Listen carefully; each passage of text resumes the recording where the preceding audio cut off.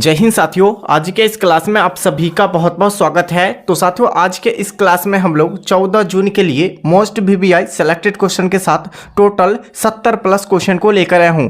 साथियों, आप लोग का एग्जाम के लिए मात्र 3 दिन बचा हुआ है और 3 दिन में आप सभी को जो है ना केवल रिविजन करना है दोस्तों, ठीक है। तो रिविजन करने से दोस्तों आपको एक फायदा होगा कि जो भी आप लोग क्वेश्चन याद किए हैं, नहीं जानते हैं, वो रिविजन होने के बाद याद हो जाता है, ठीक है।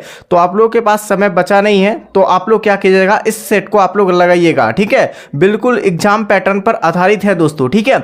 और सभी क्वेश्चन आपका जो सिलेक्टेड क्वेश्चन है और 100% यहां से आने की संभावना है आपके परीक्षाओं परसेंट, ठीक है।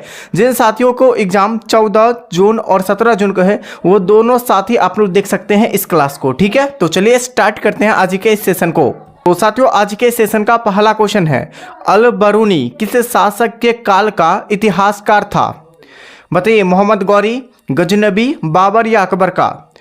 तो साथियों, इस क्वेश्चन का राइट आंसर हो जाएंगे महमूद गजनबी का। देखिए, महमूद गजनबी का जो है ना अल बरूनी, ये किस शासक के काल का इतिहासकार था? तो आपका महमूद गजनबी के, ठीक है। यहां से महमूद गजनबी से संबंधित क्वेश्चन को याद रखिएगा। देखिए, सबसे पहले महमूद गजनबी का शासनकाल जो था, ये कब से कब तक था? तो 998 से 1030 तक इसका जो है ना कार्यकाल था। इसको याद रखिएगा, ये इंपॉर्टेंट है, ठीक है। और यहाँ पर याद रखिएगा, इसकी जो राजधानी है ना, मोहम्मद गजनबी की जो यानी गजनी की जो राजधानी थी, वो कहाँ थी दोस्तों? तो गजनी थी। देखिए, यानी गजनबी की राजधानी जो थी कहाँ थी? गजनी थी। कहाँ थी? गजनी थी। अच्छा, यहाँ पर याद रखिएगा, गजनी अभी वर्तमान में किस देश में है? तो अफगानिस्तान में है। कहाँ है? अफगानिस्तान में है। इसको भी आप लोग याद रखिएगा। और यहाँ पर याद रखिएगा और क्या क्वेश्चन कि दोस्तों, मोहम्मद गजनबी ने भारत पर 17 बार क्या किया था? तो आक्रमण किया था, ठीक है। याद रखिएगा इसको भी। और एक और क्वेश्चन याद रखिएगा जो कि आपके परीक्षा में बार बार क्वेश्चन पूछा जाता है कि सोमनाथ मंदिर को किसने लूटा था? देखिए, सोमनाथ मंदिर को किसने लूटा था? तो याद रखेगा, यहां पर हो जाएंगे दोस्तों अल बरून यानी कि मोहम्मद गजनबी हो जाएंगे, ठीक है। इस क्वेश्चन का जो राइट आंसर है आपका ऑप्शन नंबर बी नंबर हो जाएंगे। सारे फैक्ट को याद रखिएगा। नेक्स्ट क्वेश्चन है, अम्लीय वर्षा का मुख्य कारण क्या है?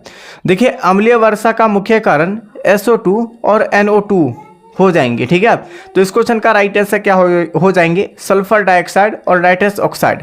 देखिए, यहां से इस क्वेश्चन का राइट आंसर आपका ऑप्शन बी हो जाएंगे। यहां पर आप लोग कुछ ध्यान से याद रखिएगा कि ये अम्लीय वर्षा होती है, वो SO2 और NO2 यानी दोनों के मिश्रण के कारण होती है, ठीक है। और जब पहली बार जो वर्षा होती है दोस्तों, बहुत दिन के बाद जो बारिश होती है, तो SO2 और NO2 होता है, यानी अम्लीय वर्षा होता है।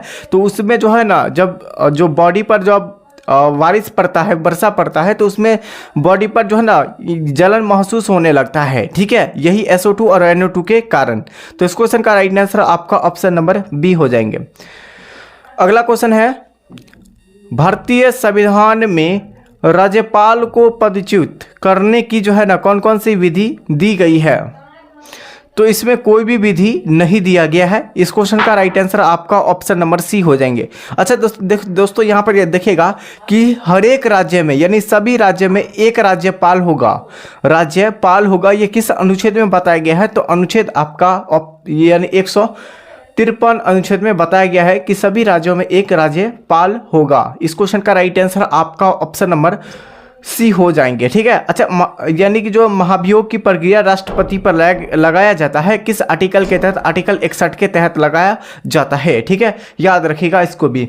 अगला क्वेश्चन है, सौर सेल किस ऊर्जा को विद्युत ऊर्जा में परिवर्तित करता है? देखिए, सौर सेल पूछा गया है ना, तो सौर सेल से ही मतलब हो जाएगा सौर ऊर्जा। क्या हो जाएगा? सौर ऊर्जा हो जाएंगे, ठीक है। तो सौर ऊर्जा को जो है ना विद्युत ऊर्जा में परिवर्तित करता है, वो सौर ऊर्जा हो जाएंगे। इस क्वेश्चन का राइट आंसर आपका ऑप्शन नंबर सी हो जाएंगे, ठीक है। अगला क्वेश्चन देखिएगा, ऑस्टियोलॉजी किसका अध्ययन करते हैं? देखिए, ऑस्टियोलॉजी में किसका अध्ययन करते हैं?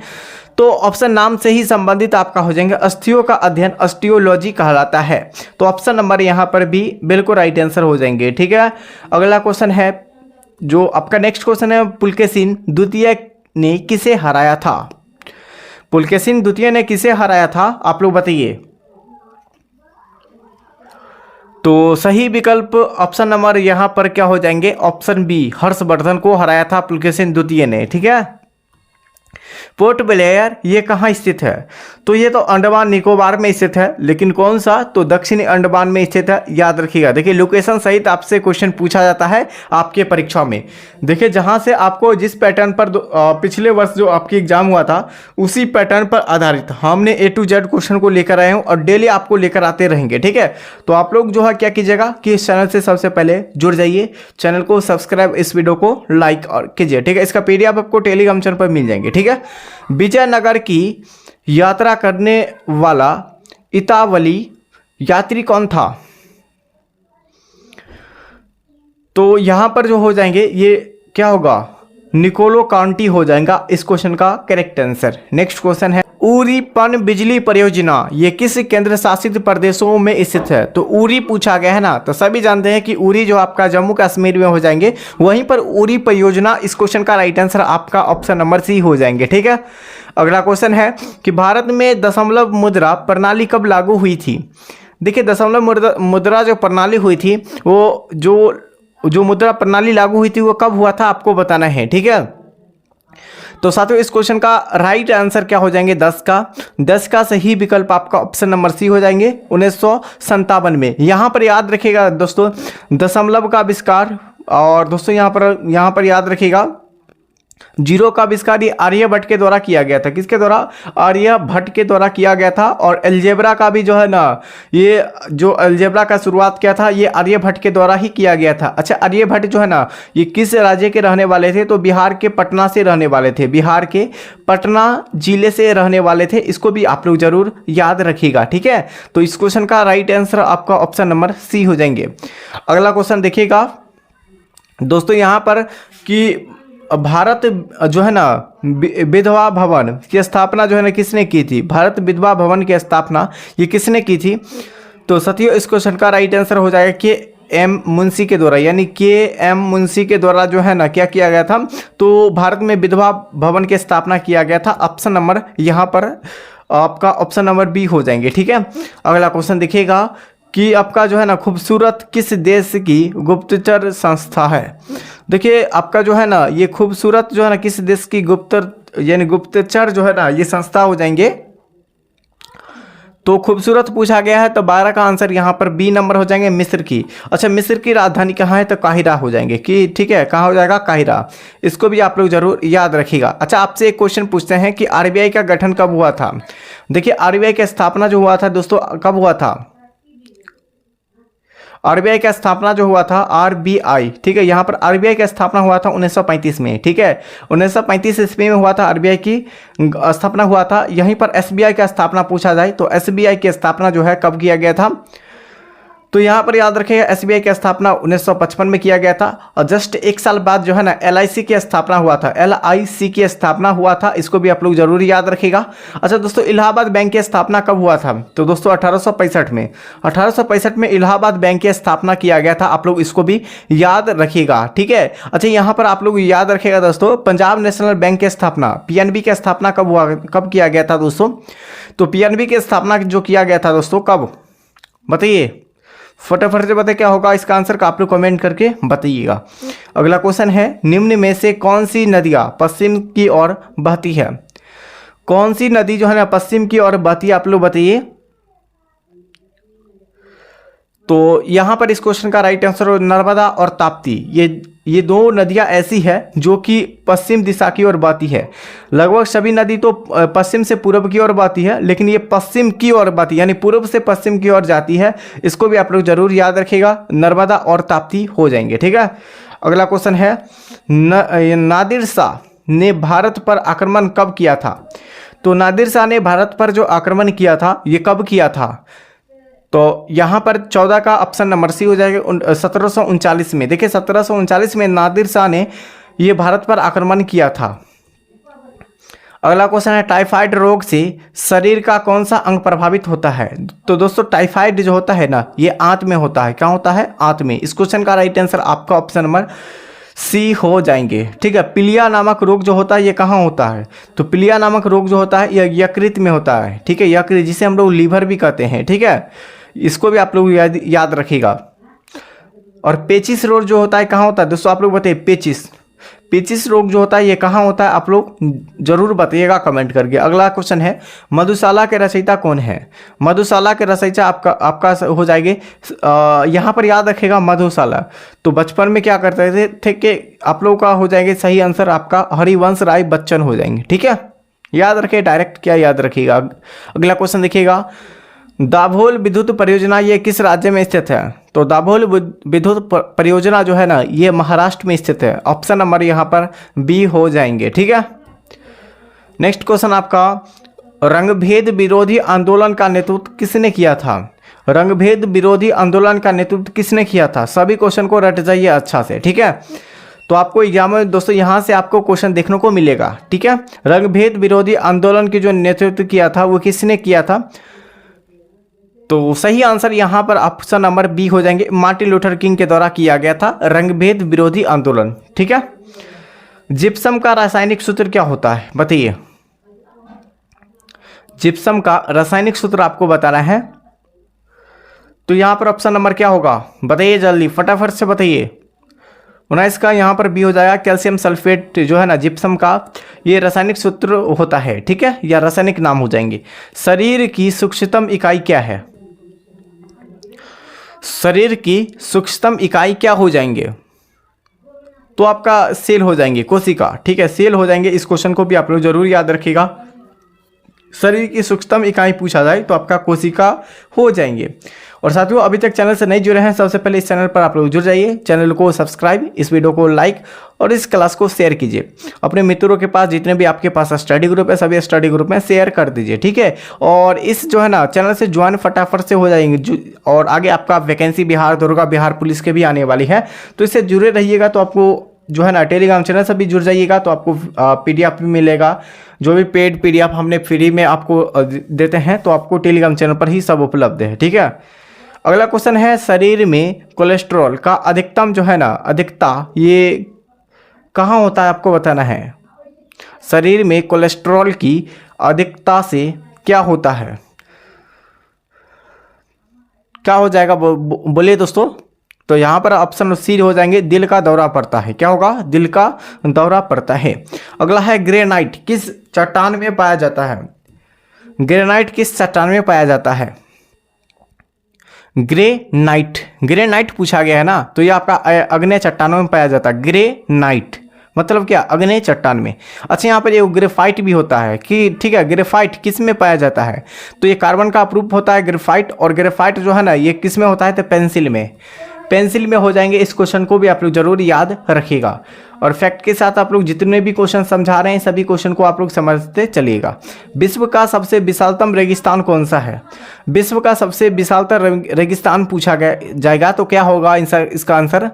तो इसका सही आंसर यहाँ पर ऑप्शन नंबर सी हो जाएंगे, सहारा मरुस्थल। ये विश्व का सबसे बड़ा रेगिस्तान हो जाएंगे इस क्वेश्चन का राइट आंसर, ठीक है। और ये शायद दक्षिण अफ्रीका में है ना।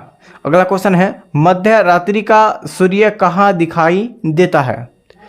मध्य रात्रि का सूर्य कहाँ दिखाई देता है आपको बताना है। तो यहाँ पर जो है ना आर्कटिक वृत्त में देखा जाता है। इस क्वेश्चन का राइट आंसर आपका ऑप्शन नंबर सी हो जाएंगे, ठीक है। अच्छा यहाँ पर देखिएगा, कर्क रेखा को 2 बार काटने वाली नदी को क्या कहा जाता है।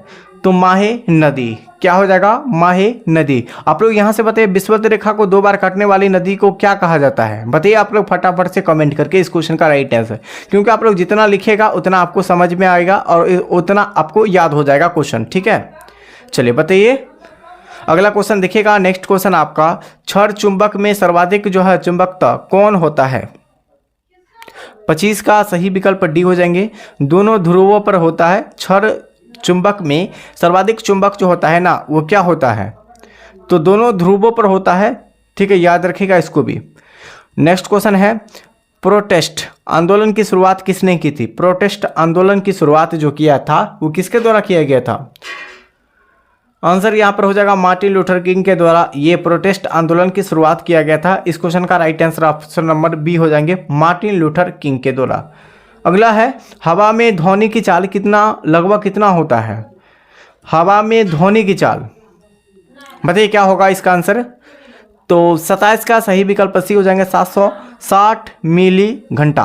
और ठोस में ध्वनि का चाल पूछा जाए, ठोस में ध्वनि का चाल 332 मीटर पर सेकंड होता है। इसको भी आप लोग जरूर याद रखिएगा। इसमें पूछा गया हवा में ध्वनि की चाल, तो हवा में 76 यानी 760 जो है ना मील घंटा होता है, ठीक है, याद रखिएगा। फील्ड मार्शल ई को यानी कि जो है ना रोमेल किस देश के थे?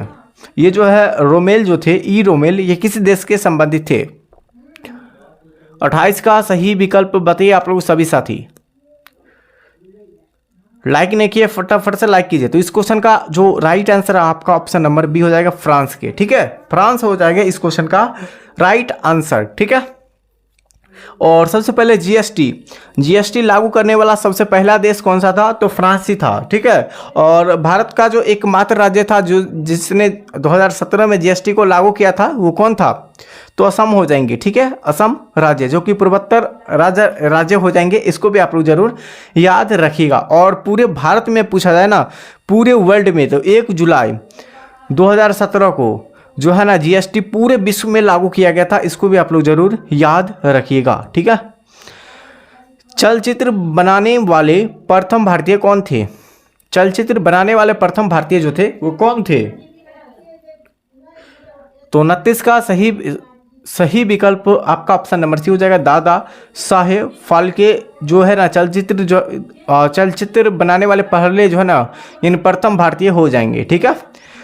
देखिए यहाँ पर एक चीज़ नोट कीजिएगा कि आप लोग अगर बिहार दरोगा, जो आगे वैकेंसी आने वाले बिहार दरोगा, बिहार पुलिस और अन्य जो भी परीक्षा है, वो सारे परीक्षा की तैयारी करना चाहते हैं, तो सबसे इस चैनल को सबसे पहले जुड़ जाइए, यानी सब्सक्राइब कर लीजिए और इस क्लास को शेयर कीजिए। और दोस्तों यानी कि आप लोगों को टेलीग्राम चैनल से ज्वाइन होना है, पीडीएफ को आपको परचेस करना है या लेना है।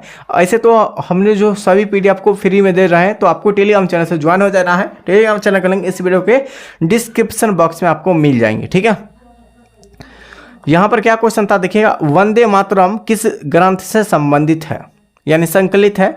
तो यहाँ पर आनंद मठ से संबंधित हो जाएंगे ये वंदे मातरम, ठीक है। ये वंदे मातरम जो है किसने गाया था? तो आनंद मठ में जो है ना ये बंकिम चंद्र चट्टोपाध्याय के द्वारा ये गाया गया था, ठीक है।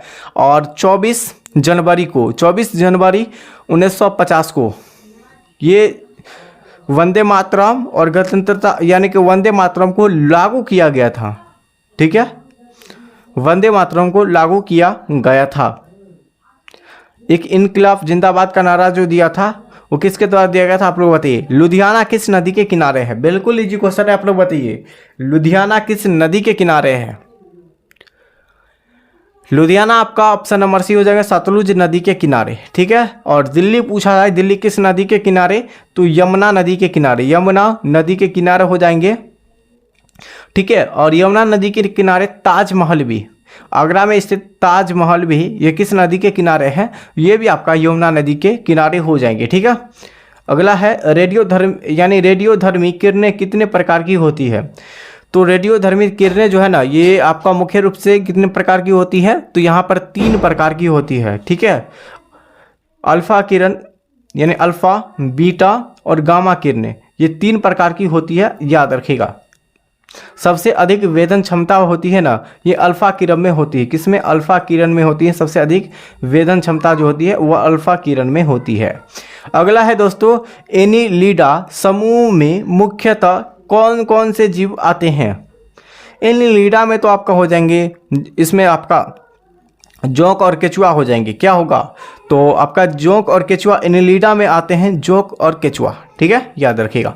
अगला आर्थ्रोपोडा, आर्थ्रोपोडा समूह में मुख्य कौन कौन से जीव आते हैं? तो आर्थ्रोपोडा एक तो इजी क्वेश्चन है, जितने भी जो है ना कीट पतंगी से संबंधित हो जाएंगे वो सारे आप लोग याद रखिएगा आर्थ्रोपोडा में ही आता है। जैसे कि आपका तचट्टा हो गया, मच्छर हो गया, खटमल, मक्खी, ये जितने भी है सारे आपका हो जाएंगे आर्थ्रोपोडा वाले समूहों में, ठीक है। अगला है मोलस्का समूह के अंतर्गत मुख्य कौन कौन से जीव आते हैं? तो मोलस्का के अंतर्गत जो है कौन कौन से जीव आते हैं दोस्तों? तो यहाँ पर हो जाएगा यानी घोंघा और जो आपका क्या होगा, पीसी हो जाएंगे। बिल्कुल करेक्ट आंसर मोलस्का बारे में, ठीक है। आपका क्या क्वेश्चन है दोस्तों? इकाइनोडर्मेटा, ये इकाइनोडर्मेटा संघ के अंतर्गत मुख्य कौन कौन से जीव आते हैं? यहाँ पर हो जाएंगे तारा, यानी कि तारा मछली, और आपका ब्रीटल स्टार हो जाएंगे बिल्कुल राइट आंसर। अगला है मनुष्य का पाचन क्रिया कहाँ प्रारंभ होती है? तो शुरुआत तो आपका मुख से, यानी स्टार्ट पूछा जाए, स्टार्ट यानी शुरुआत आपका मुख से, लेकिन पूरे जाकर पचती है संपूर्ण तरीके से तो छोटी आंत में। इसीलिए इस क्वेश्चन का राइट आंसर आपका ऑप्शन नंबर बी हो जाएंगे। ठीक है, सिराओं द्वारा कौन सा रक्त प्रवाहित होता है? देखिए सिराओं के द्वारा कौन सा रक्त प्रवाहित होता है? तो सिराओं के द्वारा जो है एक तरह से शुद्ध रक्त को प्रवाहित किया जाता है। कौन सा? तो इस क्वेश्चन का राइट आंसर आपका ऑप्शन नंबर, यानी ऑप्शन 38 का है ना, तो 38 का सॉरी अशुद्ध रक्त, सिराई के द्वारा अशुद्ध रक्त प्रवाहित होता है। इस क्वेश्चन का राइट आंसर आपका ऑप्शन नंबर बी हो जाएंगे। ठीक है, सिराओं के द्वारा अशुद्ध रक्त को प्रवाहित किया जाता है और धमनियों के द्वारा ये शुद्ध रक्त को प्रवाहित करते हैं। धमनियों के द्वारा शुद्ध रक्त पूछा है तो धमनियों के द्वारा प्रवाहित होती है, और शुद्ध रक्त जो है ना किसके द्वारा? तो सीरा के द्वारा, याद रखिएगा इसको भी। ठीक है, कौन सा विटामिन जल में घुलनशील है? तो यहाँ पर एक ट्रिक याद रखिएगा। ठीक है, ट्रिक को क्या याद रखिएगा? WBC, यानी कि W से क्या होगा? वाटर, B से जो आपका जो विटामिन हो जाएंगे B और आपका C। देखिए विटामिन B और C जो है ना दोनों के एक्सिस में होती हैं, जल में घुलनशील होते हैं। इसको याद रखेगा, WBC से संबंधित। ठीक है, और बाकी बात इससे जो भी संबंधित, इससे जो भी बाहर है जैसे ADE के जो हो जाएंगे, ये किससे संबंधित हो जाएंगे? तो रक्त से संबंधित आपका हो जाएंगे। ठीक है, अगला क्वेश्चन देखिएगा। अगला क्वेश्चन है सोडियम का मुख्य कार्य क्या है? सोडियम का मुख्य क्या है, कार्य क्या है आपको बता रहे हैं। तो 41 का सही विकल्प आपका बी हो जाएगा, रक्तचाप। और दोस्तों जल संतुलन बनाए रखना। अच्छा, मानव शरीर का रक्तचाप होता है कितना? 120/80 होता है। इसको आप लोग जरूर याद रखें, ऑप्शन में देखने को मिलेगा। पोटेशियम का मुख्य कार्य क्या है? तो पोटेशियम का मुख्य कार्य आपका हो जाएंगे, जिसका संकेत क्या होता है? के होता है। ठीक है, तो ऑप्शन नंबर यहाँ पर हृदय की धड़कन और तंत्रिका तंत्र के कार्यों का संचालन करता है। ऑप्शन नंबर बी हो जाएंगे। ग्लूकोज बिना ऑक्सीजन की यह उपस्थिति में मांसपेशियों में जो है प्रतिक्रिया कर क्या का बनता है? बताइए। ग्लूकोज बिना ऑक्सीजन की उपस्थिति में मांसपेशियां में जो है ना प्रतिक्रिया करके क्या बनाता है? आंसर यहाँ पर जो सही आंसर हो जाएंगे लैक्टिक अम्ल को बनाता है। ठीक है, ग्लूकोज बिना ऑक्सीजन की उपस्थिति में यीस्ट द्वारा प्रतिक्रिया कर क्या बनाता है? आंसर यहां पर बी हो जाएगा, एथिल अल्कोहल बनाते हैं। ठीक है, ऑक्सीजन की उपस्थिति में ग्लूकोज की प्रतिक्रिया में क्या बनता है? आंसर बताइए क्या होगा आंसर? 45 का आंसर यहाँ पर कार्बन डाइऑक्साइड और जल बनता है। ठीक है, अगला क्वेश्चन है एनिलिडा में जो है ना एनिलिडा में उत्सर्जन किस अंग के द्वारा होता है? एनिलिडा पूछा गया है ना, तो 46 का आंसर यहाँ पर हो जाएंगे, ये आपका नेफ्रिडिया के द्वारा। किसके द्वारा? नेफ्रिडिया के द्वारा। ठीक है, मूत्र का पीएच मान कितना होता है? यहाँ से पीएच मान से संबंधित एक क्वेश्चन आपके एग्जामों में फिक्स रहेगा। ठीक है, तो यहाँ पर मूत्र का पीएच मान, यानी मूत्र क्या होता है? गंध करता है तो हम लोग छी बोलते हैं, तो इसका ऑप्शन यहाँ पर 6 हो जाएंगे। ठीक है, रक्त का पीएच मान पूछा जाए तो 7.4। ठीक है, और शुद्ध जल का जो आपका शुद्ध जल का पूछा जाए पीएच मान तो 7 होता है। इसको भी आप लोग जरूर याद रखिएगा। अगला क्वेश्चन देखिएगा, यहाँ पर बहिःस्रावी एवं अंतःस्रावी दोनों प्रकार की ग्रंथियां का उदाहरण क्या है? बताइए। दोनों जो है बहिःस्रावी होता है, बाह्यस्रावी और अंतःस्रावी जो दोनों जो है ना ग्रंथि होती है, उसका उदाहरण क्या है? 48 का सही विकल्प आपका ऑप्शन नंबर यहाँ पर सी हो जाएंगे। ठीक है, अग्नाशय, ये बहिःस्रावी और अंतःस्रावी दोनों इस है। ठीक है, अगला है कि बिहार में स्थित विक्रमशिला विश्वविद्यालय के संस्थापक पाल शासक ने की थी, वो कौन थे? तो धर्मपाल थे। ठीक है, और पाल वंश के संस्थापक भी पूछा है तो धर्मपाल हो जाएंगे। ओके, अगला क्वेश्चन है बिहार का कौन सा जिला नेपाल की सर्वाधिक लंबी अंतर्राष्ट्रीय सीमा साझा करती है? कौन? तो यहाँ पर सबसे ज़्यादा अगर देखा जाए तो पश्चिमी चंपारण, ऑप्शन नंबर ए बिल्कुल राइट आंसर हो जाएगा। ये बिहार की सबसे बड़ी जिला, बिहार की सबसे बड़ी जिला आपका पश्चिमी चंपारण हो जाएंगे। सबसे छोटा पूछा है तो शिवहर हो जाएंगे, ठीक है, शिवहर सबसे छोटा जिला हो जाएंगे, ठीक है, याद रखिएगा। और बिहार का सबसे गर्म जिला पूछा जाए, गर्म जिला तो आपका गया हो जाएंगे। और सबसे ठंडा भी जिला पूछा है, ठंडा भी अगर पूछा है तो ये भी आपका गया ही हो जाएंगे, ठीक है। चलिए यहाँ पर आपको और मधुबनी पेंटिंग अगर पूछा है किस राज्य में है तो आपका बिहार में स्थित है, ठीक है, इसको भी आप लोग जरूर याद रखिएगा। अगला क्वेश्चन देखिएगा। और दोस्तों नेक्स्ट क्वेश्चन से पहले सबसे पहले चैनल से जुड़ जाइए, यानी चैनल को सब्सक्राइब कर दीजिए, इस वीडियो को लाइक और इस सेशन को शेयर कीजिए। और अगर कोई भी परीक्षा की तैयारी कर रहे हैं तो सबसे पहले इस चैनल से जुड़ जाइए। और इसका कोई भी पीडीएफ जो कि जैसे क्लास पीडीएफ है, जो हमने एक तरह से टारगेट पीडीएफ बनाते हैं, तो सारे पीडीएफ फ्री में हमने टेलीग्राम चैनल पर अपलोड करते हैं, तो टेलीग्राम चैनल से भी आप लोग ज्वाइन हो जाइए, ठीक है। और इस क्लास को जितने भी आपके स्टडी ग्रुप है, अपने मित्र है, सभी स्टडी ग्रुप में आप लोग शेयर कर दीजिए, ठीक है। तब तक के लिए साथियों जय हिंद जय भारत।